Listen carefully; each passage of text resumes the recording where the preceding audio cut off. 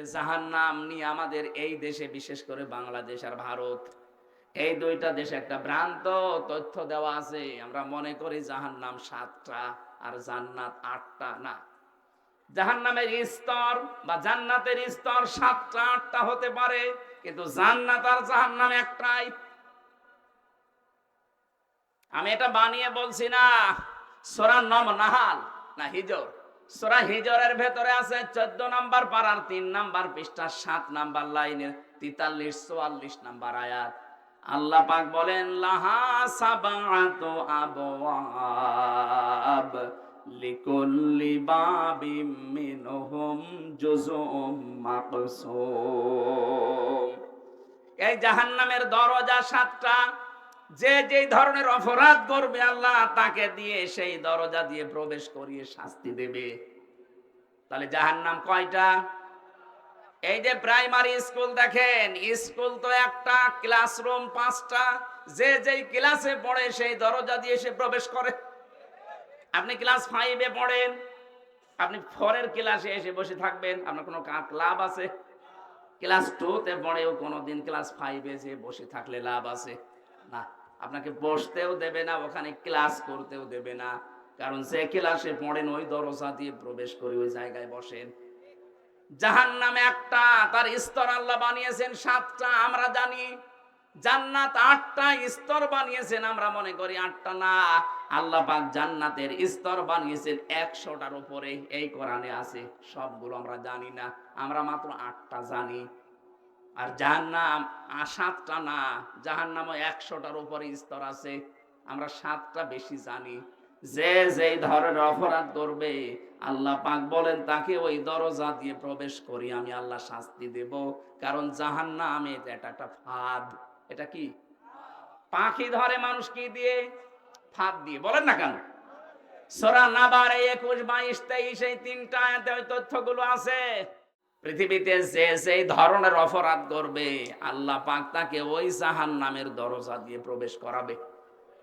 আমি বহুবার এই কুমিল্লাতে এসেছি, বিশেষ করে 3টা বছর তো জালেমের জেলখানায় ছিলাম। এর আগে যতবার এসেছি বহু জায়গায় বলেছিলাম, সামনে বসা মুসলমান ভাইরা, পর্দার আড়ালের সম্মানিতা মা এবং বোনেরা, প্রশাসনের ভাইরা, প্রাণ প্রিয় কুমিল্লাবাসী, আল্লাহর দরবারে শুকরিয়া জানাচ্ছি যিনি একটা জগদ্দল পাথর আমাদের বুকের উপর থেকে নামিয়ে দিয়েছেন। কিন্তু ষড়যন্ত্র এখনো থেমে নেই। হিন্দু মুসলমান দাঙ্গা বাঁধানোর জন্য অনেকে এখনো পর্যন্ত চেষ্টা চালিয়ে যাচ্ছে। ওয়াবানা আনকা ওয়িজরাক আল্লাযী আনকাযা যহরাক। হে নবী, আমি কি আপনার পিঠ থেকে বোঝা নামিয়ে দেইনি যা আপনার পিঠকে বাঁকা করে রেখেছিল? এটা 1500 বছর আগের কথা। ওই সময় আয়ামে জাহিলিয়াত, এটা নবীজির পিঠকে বাঁকা করে ফেলেছিল। আল্লাহ ওই সমস্ত বোঝাগুলো কোরআনে কারিম দিয়ে সব দূর করে তার মাজা, তার পিঠকে আবার মেরুদণ্ডকে সোজা করে দিয়েছিলেন। 2024-এর 5 আগস্টের আগ পর্যন্ত আমরা আয়ামে জাহিলিয়াত দেখি নাই, কিন্তু আওয়ামে জাহিলিয়াত দেখেছি।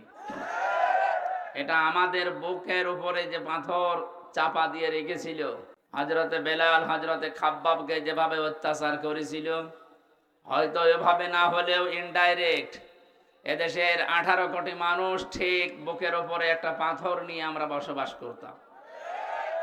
আল্লাহ যেন পাথরটা নিজের হাতে সরিয়ে দিয়েছেন।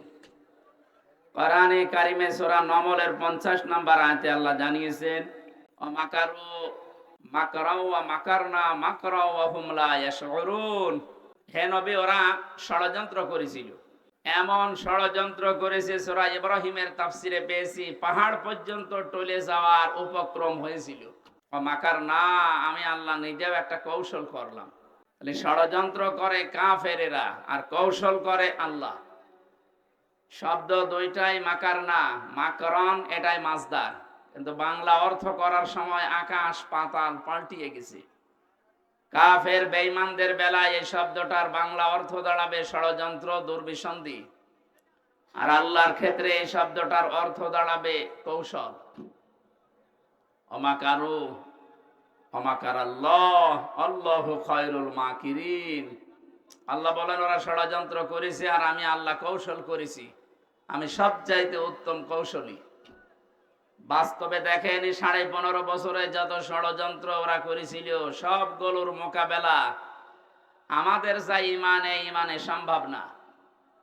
আল্লাহ পাক মনে হচ্ছে নিজের কুদরতি হাতে এই কৌশল অবলম্বন করে সবগুলো দূর করে দিয়েছে। হুয়া জিতাবাকুম ওমা জাআলা আলাইকুম ফিদ্দীন মিন হারাজ। তিনি সেই আল্লাহ যিনি তোমাদেরকে নির্বাচিত করেন। কুমিল্লাবাসী নির্বাচিত করা হয় যে পদ্ধতিতে, ওর নাম নির্বাচন। কথা বলেন না কেন? আজ বিশ্বের বিভিন্ন মোড়লদের কাছে ধর্ণা দিচ্ছে যারা পালিয়ে গেছে, দুই বোন একসাথে। ওনারা এখন বলতে চাচ্ছে যে আমরা নির্বাচিত ছিলাম, আমাদেরকে উৎখাত করা হয়েছে। এটা ডাহা মিথ্যা কথা। আপনি নির্বাচিত ছিলেন এই 15 বছরে, শয়তানও বিশ্বাস করে না। এমনকি যদি কেউ ঘোড়াকে জিজ্ঞাসা করে, ঘোড়াও হাসবে। এই একটা কথা বললেন, আমি কথা বলতে পারি না কিন্তু আমি তো হাসতে পারি। যে কথা শুনলাম এ তো আমিও না হেসে পারি না।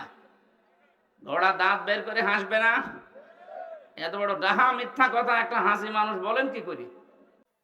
হাসিদের বদনাম হয়ে যাচ্ছে। এই জন্য আশা করছে আমরা যেহেতু হাসি, আমাদের গায়েও লাগে কেউ মিথ্যা বললে। মানুষ গালি দেয় শালার পাঁচি। কথা বলেন না কেন? এই জন্য আমরা আশা করব অন্তত আপনারা দুই বোন একসাথে পালিয়েছেন, একটু আল্লাহ বিল্লাহ করেন। কথা বলেন না কেন? মিথ্যা কথা, মিথ্যা তথ্য মানুষকে দিয়ে আর বিভ্রান্ত করবেন না পৃথিবীর মানুষকে। সারা দুনিয়া জানে যে 15.5 বছরে কোনো নির্বাচন হয়নি। এই মিথ্যা কথা মানুষকে বলে কি আপনি লাভ করতে পারবেন? হ্যাঁ, ষড়যন্ত্র করছেন, এর মোকাবেলায় আল্লাহ বলেন আমি নিজে কৌশল করি। অমাকার না, একালি টান আছে জমা মোতাকাল্লিম। এটা হামজার দায়িত্ব না, কৌশল করা দায়িত্ব কার? যেহেতু আল্লাহ আমাদেরকে নির্বাচিত করেছেন লক্ষ লক্ষ নবীর উম্মতদের মাঝখান থেকে উম্মতি মুহাম্মদ হিসাবে, আর আমাদের উপরে যত বিপদ আপদ মুসিবত আসবে, ষড়যন্ত্র আসবে, ওমা জাআলা আলাইকুম ফিদ্দীনি মিন হারাজ, দিনের উপরে চলতে থাকবেন। যত ষড়যন্ত্র আসবে, বিপদ আপদ আসবে, আল্লাহ বলেন আমি নিজে এখানে কর্তা, নিজে দায়িত্ব নিয়ে ওগুলো সব সরিয়ে দেব। আপনি লক্ষ্য করে দেখেন 15.5 বছরে জুলুম অত্যাচারের স্টিম রোলার যেভাবে চলেছে।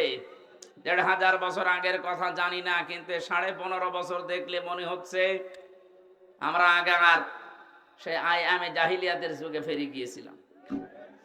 এই কঠিন পরিস্থিতি মোকাবেলা করা শুধু আমাদের দ্বারা হয়নি, আল্লাহ নিজে এই বিপদ আপদ সরিয়ে দিয়েছেন। সর্বশেষ সরিয়েছেন 2024 সালের 5 আগস্টে। কথা বলেন না কেন? কেন সরালেন? আল্লাহ রাব্বুল আলামিন বলেন ফালাম্মা নাসু মা যুক্কিরু বিহি ফাতাহনা আলাইহিম আবওয়াবা কুল্লা শাই। সূরা আনামের 44 নম্বর আয়াতে আছে, পৃথিবীর মানুষ যখন আমি আল্লাহর আদেশ নিষেধ ভুলে যায়, তখন তাদের বরকতের যা দরজা, শান্তির দরজা, ওগুলো আমি আল্লাহ খুলে দেই। লাফাতাহানা, একটা দরজার কথা না, আবওয়াব বহু বচন দিয়েছেন, বাবের বহু বচন। ওদের আনন্দের যত দরজা আছে, সুখের যত দরজা আছে, আমি আল্লাহ নিজে খুলে দেই। কোন সময়? যখন তারা আমার আদেশ ভুলে যায়। আমরা দেখতে পেলাম 2006 সালের 28 অক্টোবর যে ঘটনা তারা ঘটিয়েছে, তামাম পৃথিবীর ইতিহাস তারা পাল্টিয়ে ফেলেছে। বিশ্ববিদ্যালয়ে থাকাকালীন বহু ইতিহাস পড়েছি, কিন্তু এই ইতিহাস কোনোদিন পড়িও নাই, শুনিও নাই যে মানুষ হত্যা করার পরে লাশের উপরে ড্যান্স দেওয়া যায়। অথচ এটা দুনিয়ায় হয়েছে। এই কথা বলেন না কেন? একটা কুকুরকে মারার পর লাশের উপরে ড্যান্স দিয়েছে, আমি পাইনি, দেখিও নি।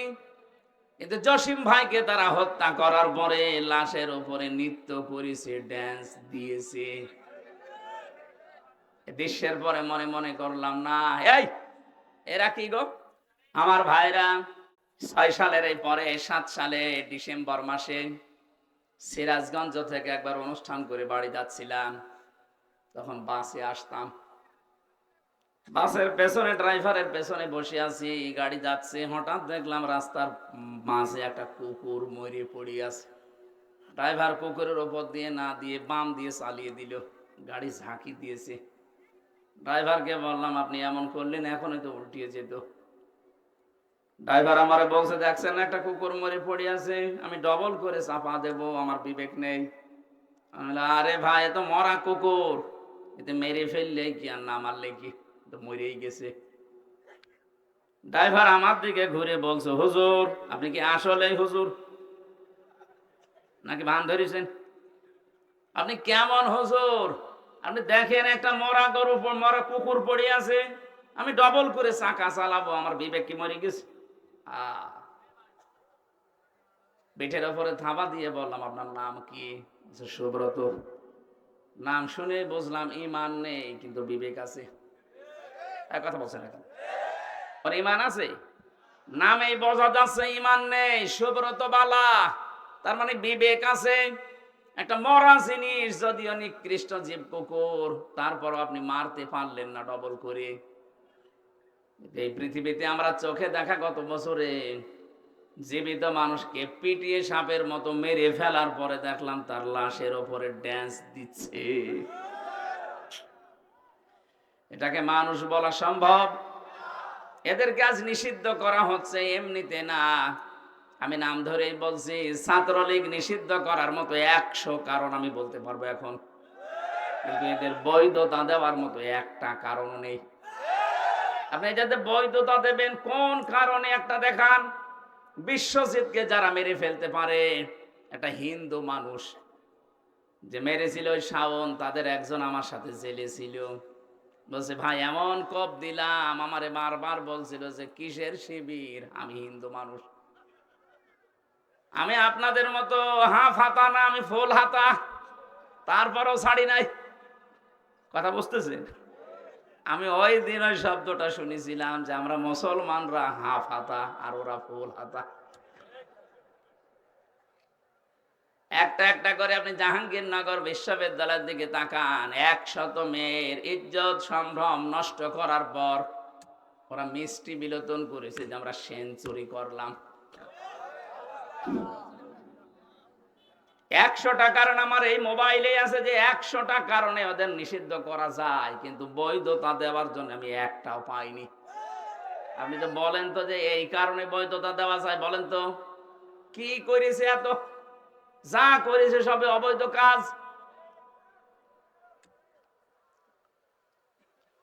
আমার যেটা শিক্ষা দেওয়ার বিষয় ছিল, একটা মানুষ 6 সালের ঘটনা যিনি ঘটিয়েছেন, যার নেতৃত্বে সারা দেশ থেকে লগি বইটা নিয়ে মানুষ গিয়েছে, হুকুমের আসামি হিসাবে তো তার নাম থাকা দরকার। কারণ আমরা এই কুমিল্লা থেকে তো ঢাকায় যেতে চাইনি, আপনার কথা মতোই আমি গেছি। মনে করলাম 6 সালের পরে আল্লাহ মনে হয় সব উল্টিয়ে দেবে, না 2 বছর পরে দেখি না, আল্লাহ নিজেই পাল্টিয়ে তাদের হাতে ক্ষমতা দিয়ে দিল, সে যেভাবেই হোক। মনে করলাম 5 বছর গেল, যাক। ও আল্লাহ 14 সালে 9 সালে দেখি, 14 সালে আবার আল্লাহ তাদেরকে দিয়েছে। 18 সালে দেখলাম আল্লাহ তাদেরকে দিয়েছে। 24 সালেও দেখলাম আল্লাহ তাদেরকে দিল। কোরআনের এই আয়াতের দিকে তাকিয়ে মনে করলাম, আল্লাহ মনে হয় এই আয়াতে যা বলেছে ঠিক না। ও আল্লাহ, কয়দিন পরে দেখি আল্লাহ তার এই আয়াতের বাস্তবতা একেবারে অক্ষরে অক্ষরে দেখিয়েছে। হাত্তা ইদা ফারিহু বিমা উতু, আমি তাদেরকে যে নিয়ামত দিয়েছিলাম, আমার এই দানকৃত ক্ষমতা বলেন, টাকা পয়সা বলেন, পাওয়ার বলেন, প্রভাব প্রতিপত্তি বলেন, যেগুলো নিয়ে তারা শান্তি শান্তি শান্তি অনুভব করত, এই আমার এই দানকৃত বস্তু নিয়ে যখন তারা আনন্দে আত্মহারা হয়েছিল, ফারিহু বহু বচন আছে, তারা যখন আনন্দে মেতেছিল, আখাযনাহুম বাগতাতান।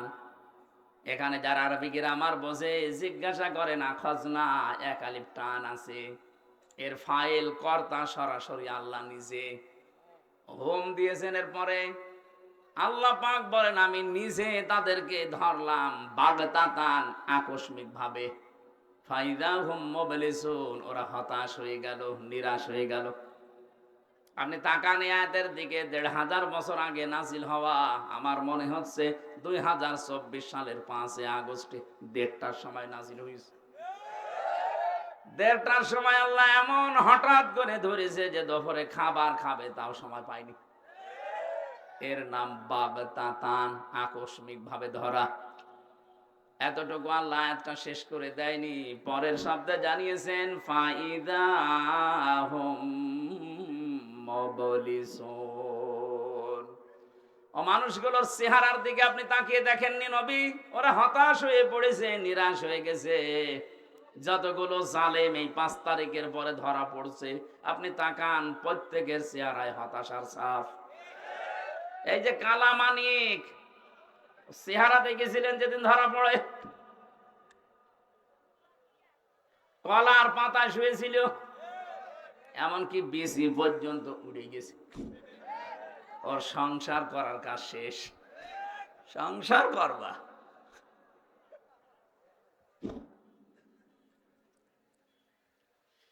এই আয়াতের পরের শব্দটা আমার কাছে খুব আশ্চর্য মনে হচ্ছে, ফাকতিআ দাবিরুল কওমিল্লাযিনা যালামু। আল্লাহ পাক বলেন আমি নিজে জালেমদের শিকড় কেটে দিয়েছি। সুতরাং জালেম যারা তাদের শিকড় কেটে দিয়েছে সরাসরি কে? এই জন্য জালেমদের কথা শুনে উদ্বুদ্ধ হয়ে এখন যদি দেশে কেউ বিশৃঙ্খলা তৈরি করে, নিজের কপালে নিজে আগুন লাগাচ্ছেন। ওদের যদি ক্ষমতায় থাকতো তাহলে পালিয়ে যেত না, যেহেতু ধরেছে সরাসরি আল্লাহ নিজে। ছাত্র জনতা এটা একটা উপলক্ষ।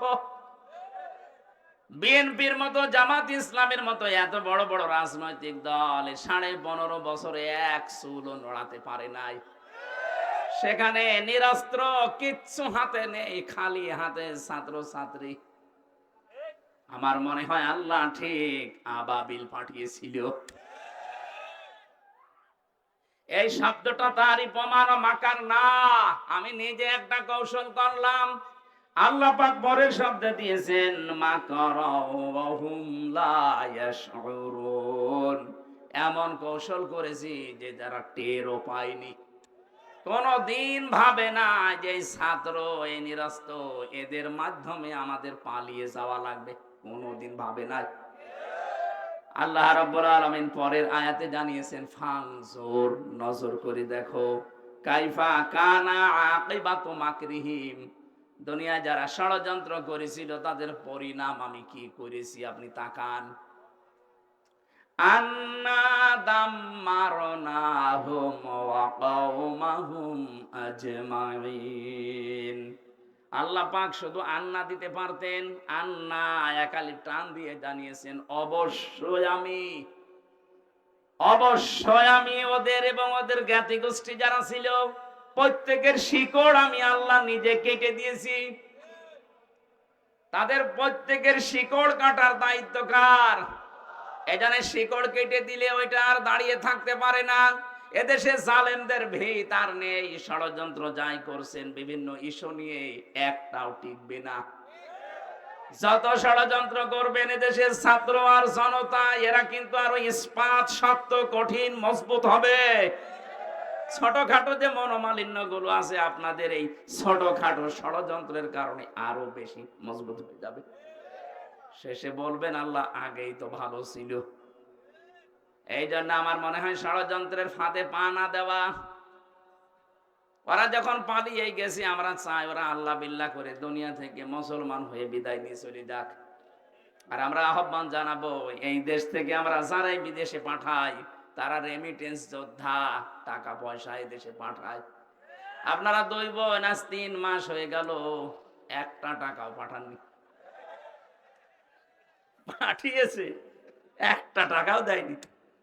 কি করছেন আপনারা ওখানে? কারো স্বামীর বাড়ি, কারো দুলাভাইয়ের বাড়ি, অন্তত কিছু দেন। যে ঋণের বোঝা দিয়ে গেলেন এই দেশে, এত ঋণ করেছেন আপনারা এই দেশে, এখন যত টাকা পাচার করেছেন এটা এখন শোধ তুলতে এই দেশে যেই জন্ম নেবে তার মাথার উপরে 1 লাখ টাকার উপরে ঋণ। আহ্বান জানাবো ওখানে বসে বসে ষড়যন্ত্র না করে, গটি না চাইলে দুই বোন মিলে টাকা পয়সা যেগুলো পাচার হয়েছে পাঠান, আমরা ঋণ পরিশোধ করি। এটা আমরা চাই না, এটা সারা দেশের মানুষই চায়। এজন্য আমি আর নিচে নামলাম না। পরের আয়াতটা শুনলে আপনার আরেকটু ভালো লাগবে, বলবো। আপনি আবার অন্য দিকে নেবেন না, দেখবেন মেলে কিনা। আল্লাহ পাক বলেন, ফাতিলকা বুয়ুতুহুম খাবিয়াতাম বিমা যালামু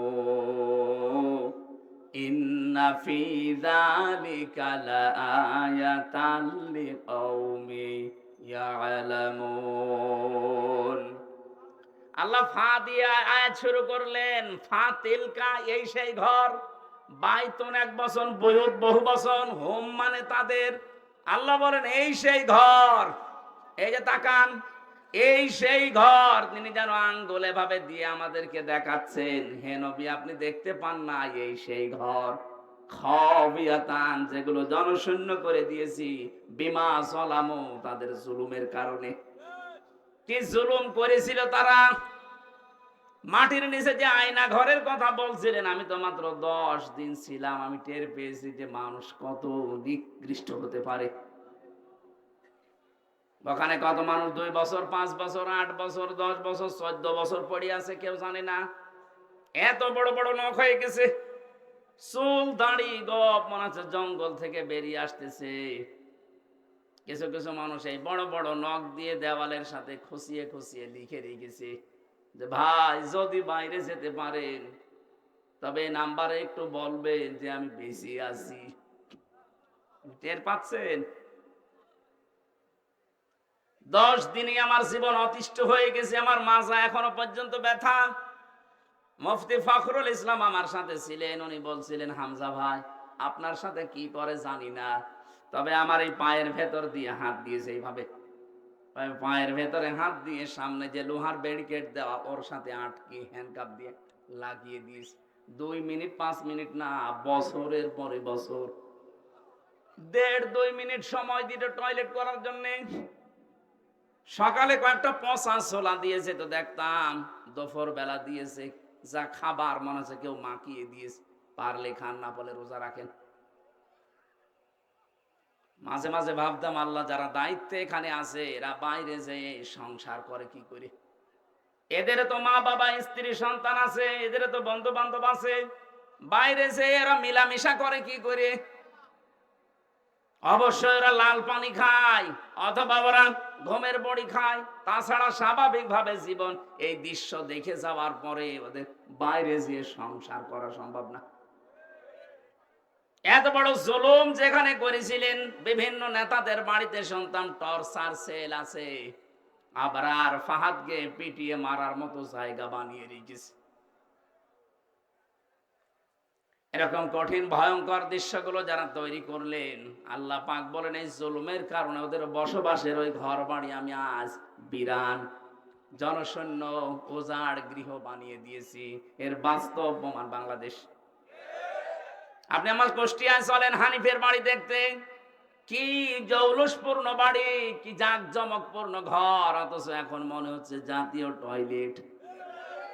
শুধু এইটা না, গত পরশুদিন আমি দিনাজপুরে ছিলাম, ওখানকার যিনি এমপি ছিল, মন্ত্রীও ছিল এক সময়, সেই লোকটার বাড়ি আমাকে দেখাতে নিয়ে গেল। কি অবস্থা, আমার মনে আছে 8-9 জন মিলে একসাথে টয়লেট করছে, মনে আছে জাতীয় টয়লেট পেয়েছে। অথচ কয়েকদিন আগে ওখানে মানুষ গিয়ে দুর্বিসন্ধি করতো, ষড়যন্ত্র করতো মানবতার বিরুদ্ধে, ইসলামের বিরুদ্ধে, মুসলমানদের বিরুদ্ধে। আপনি মিলাতে পারছেন না, আল্লাহ যেন দেখিয়ে দিচ্ছে এই সেই ঘর, এই সেই। বলেন, আপনি ঢাকার ধানমন্ডি যান, এই সেই ঘর।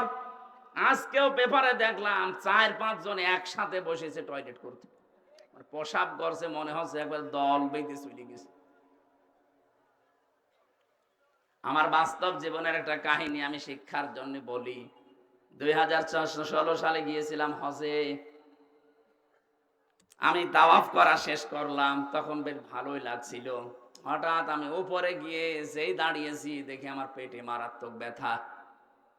এক পুলিশকে ডাক দিয়ে বললাম, ভাই এতক্ষণ তো ভালোই ছিলাম, এখন আমার পেটে ব্যথা করছে, খুব যন্ত্রণা। পুলিশ আমার দিকে তাকিয়ে ওর ভাষা দিয়ে বলছে, ইয়া হাজি ওর হজ্জাত আয়না বিলা দুকা। ও হাজি, দেশ কোথায়? আমি জি, তুমি বাংলাদেশ। বাংলাদেশ থেকে এসেছি। আমারে বলছে, আপনি এটা কোন জায়গা জানেন না? না তো। বলছে, এটা আবু জেহেলের বাড়ি। আপনি এখনো পায়খানা না করে দাঁড়িয়ে আছেন, তাড়াতাড়ি করেন। হ্যাঁ, সত্যিই পায়খানা করে দেখি আমার পেটের ব্যথা ভালো হয়ে গেছে। আল্লাহ আমাকে জানাতে চেয়েছে, হামজা এত টাকা খরচ করে আসলে ৬,০০০ কিলোমিটার দূর থেকে, আর এই শয়তানের বাড়ি পায়খানা না করে চলে যাবা, তাড়াতাড়ি করো। আমার তো মনে হচ্ছে ওই দৃশ্যের পরে বাংলাদেশে বহু জালেমের বাড়ি ঘর আল্লাহ জাতীয় টয়লেট বানিয়ে দেবে। দেশের মানুষের পেটে ব্যথা হবে, বিভিন্ন রকমের মান্যত করবে, ওখানে যে পুরা করবে। এক কথা বলেন না কেন? এখান থেকে আগামী প্রজন্ম যারা যারা যেন শিক্ষা নেয়, এজন্য আগে তিলকার আগে ফা দিয়েছেন, এটা ব্যাখ্যা। আল্লাহ বলেন শুধু এইটাই না, পরবর্তী যারা পৃথিবীতে জালেম হবে, জুলুম করবে, যেখানে বসে ওই জায়গাটা আল্লাহ অভিশপ্ত করে দেবে। এখানে আগামী যারা ক্ষমতায় বসবেন তারা যেন জালেম হয়ে না যান। আমি আশা করছি কথা বোঝাতে পেরেছি। এরপরেও যদি কেউ না বোঝার ভান করেন, এদিকে আসেন, ছড়ি কোদাল দিয়ে বোঝাচ্ছি। এটা আমি আয়াত খেলা করার জন্য পড়ি নাই। আগামীতে যারা চেয়ারে বসবেন তারা যেন জালেম হয়ে না যান, শিক্ষা নেবেন।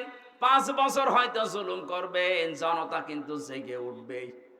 একবার যখন আবু সাঈদের মতো জীবন দিয়া শিখা ফেলেছে, এদেরকে আর দাবানো যাবে না। এক আবু সাঈদের কারণে লক্ষ লক্ষ আবু সাঈদ আজ বাংলার বিভিন্ন জায়গা। এজন্য যে যেই ফাঁদে পা দিয়েছেন থামেন। ইসকনের নাম নিয়ে হোক আর বিভিন্ন নামে আজ যেগুলো চালাচ্ছেন, যেখানে আছেন ওখানে থামবেন। এটা কিন্তু ইন্ডিয়া না, এটা এখনো বাংলাদেশ।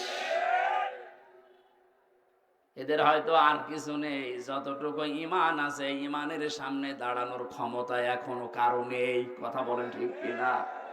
আমরা আর কিছু না মানি, অন্তত এটা বিশ্বাস করি যে আল্লাহ একজন আছে। এক কথা বলেন না কেন? আমার মনে হয় শুধু আমরা না, এদেশে আমরা যারাই বাস করি অন্য ধর্ম অনুসরণ করতে পারে, কিন্তু উপরওয়ালা একজন আছে, এই কথা তারাও বলে। কথা বলেন।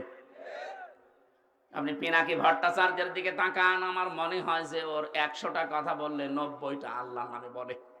অথচ নাম দেখেছেন, ধর্ম দেখেছেন পিনাকি ভট্টাচার্য, হিন্দু মানুষ। আপনি গয়েশ্বর বাবুর কাছে যান, 14টা কথা বললে আমার মনে হয় 10টায় আল্লাহর নামে বলে। সবাই এই পৃথিবীতে যারাই আছে, বিশেষ করে এই বাংলাদেশে, এরা সবাই বিশ্বাস করে আল্লাহ একজন আছে, উপরওয়ালা একজন আছে। কারণ বিপদে পড়লে আমরা দেখি দলমত থাকে না, সবাই তখন ডাকে কাকে? আমি ছোটবেলায় বরিশালে পড়তাম, ওই সময় ব্রিজ ছিল না, নৌকায় যাওয়া লাগতো। লঞ্চে টলারে নৌকায় যখন যাচ্ছি, হঠাৎ দেখি ঝড় উঠেছে নৌকায়, টলাটলি করে নৌকা।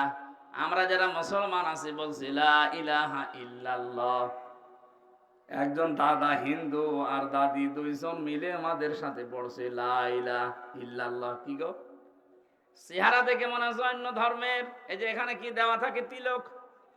ডাক দিয়ে বললাম, দাদা মুসলমান হয়েছেন কবে? হইনি। কালেমা পড়লেন? যে ঝড় উঠেছে ও কালী দুর্গার কাজ না, আল্লাহ লাগবে। বিপদে পড়লে সবাই ডাকে কাকে? আমরা আজকে শিক্ষা নিয়ে যাওয়া লাগবে। আল্লাহ পাক যদি জালেমদের বাড়ি ঘর জনশূন্য করে দিয়ে টয়লেট বানিয়ে দিতে পারে মাত্র 3 মাসের ব্যবধানে, 3 বছর যেতে দেন, ওই জায়গাতে মানুষ ঘৃণা করেও যাবে না। কারণ জায়গাটা আল্লাহ অভিশপ্ত করে দেয়। যেখানে বসে জালেমরা জুলুমের দুর্বিসন্ধি করে, ওই জায়গাটা আল্লাহ পৃথিবীর মানুষের কাছে ঘৃণিত, নিন্দিত, অভিশপ্ত করে দেয়। আমরা যারা সামনে কোনদিন যদি চেয়ারে কেউ যেতে পারি, আমরা আর যাই করি যেন জনগণের সাথে জুলুম না করি। আল্লাহ এটা আমাদের বোঝার মতো তৌফিক দান করো, বলেন আমিন। দরুদ আর সালাম পড়ছি মুহাম্মদুর রাসূলুল্লাহ সাল্লাল্লাহু আলাইহি ওয়াসাল্লামের প্রতি, যারা আনিত আদর্শ পেয়ে আমরা খুশি না বেজার? বলেন বলেন। এই জামানায় যদি হযরতে মুসা আলাইহিস সালাম আসতেন, হযরতে ঈসা নবী পর্যন্ত আসতেন, আর তারা যদি আমাদের নবী মুহাম্মদ রাসূলুল্লাহকে না মানতেন, বিশ্ব নবী জানিয়ে গেছেন আমি নবুয়ত পাওয়ার পর থেকে কিয়ামত পর্যন্ত যদি মুসা নবী ঈসা নবীও আসে আর আমার আদর্শ বাদ দিয়ে নতুন কিছু মেনে চলে, নবী হওয়ার পরও তারা জাহান্নামী। আপনি এই কথার ওজন টের পাচ্ছেন? এত বড় নবী, আল্লাহর সাথে যিনি কথা বলতেন কালিমুল্লাহ, আল্লাহর রূহ বলা হয় হযরতে ঈসা রূহুল্লাহ, এই সমস্ত নবী এখন যদি আসতেন আর মুহাম্মদুর রাসূলুল্লাহর আদর্শ বাদ দিয়ে যদি অন্য কাউকে মেনে চলতেন, তারা পর্যন্ত জাহান্নামী হয়ে যেতেন। তা আপনি যাকে মেনে চলেন, যার আদর্শ মতো চলেন, উনি কি মুহাম্মদুর রাসূলুল্লাহর চাইতেও দামি? আমি ইঙ্গিত দিলাম, জ্ঞানী মানুষ আশা করছে আপনি বুঝে ফেলেছেন। এরপরও যদি কেউ না বোঝার ভান করে থাকেন, আপনার এখানে বসে নবী ওয়াজ করলো আপনার কাজ হবে না। এই কোরআন কিন্তু নবীজি আবু জেহেলের সামনেও যেভাবে পড়েছিলেন, আবু বকরের সামনেও ওইভাবেই পড়েছিলেন। আবু জেহেল কোরআন শোনার পরে তার শয়তানি বেড়ে গেছে, আর আবু বকর কোরআন শোনার পরে তার ঈমান যা ছিল আরো বেড়ে গেছে। এইজন্য এখানে যারা বসেছেন, যদি আবু বকরের মতো মন নিয়ে বসেন, ঈমান যা আছে মাস্ট বি আরো বাড়বে। যাদাতুহুম ঈমানা, তাদের ঈমান বাড়তেই থাকবে। কিন্তু আবু জেহেলের মতো মন নিয়ে যদি বসেন, আমি আমির হামজা না, কাবার ইমাম আব্দুর রহমান সুদাইসি ওয়াজ করলেও আপনার ঈমান বাড়বে না, আপনার শয়তানি বাড়বে।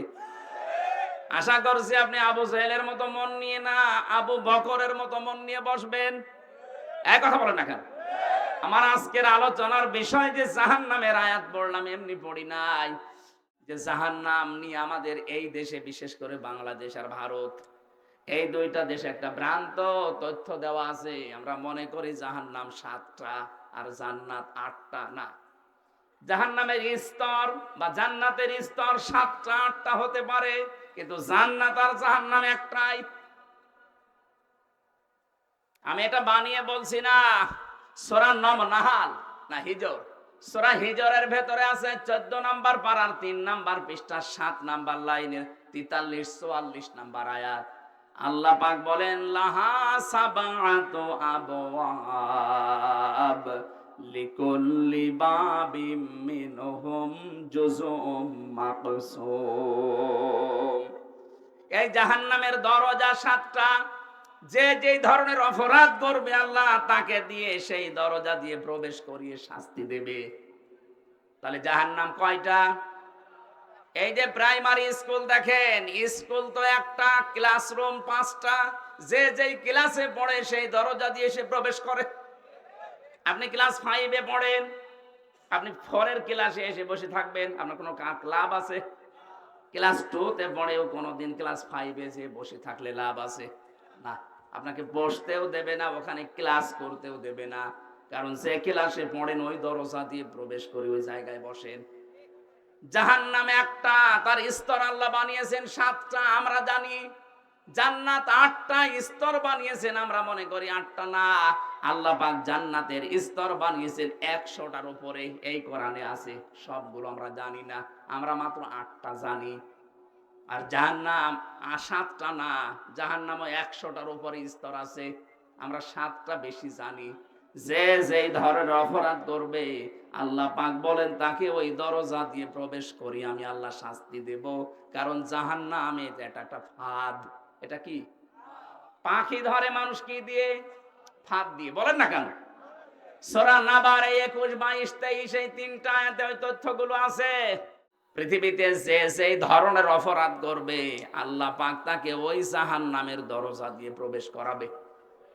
আমি বহুবার এই কুমিল্লাতে এসেছি, বিশেষ করে 3টা বছর তো জালেমের জেলখানায় ছিলাম। এর আগে যতবার এসেছি বহু জায়গায় বলেছিলাম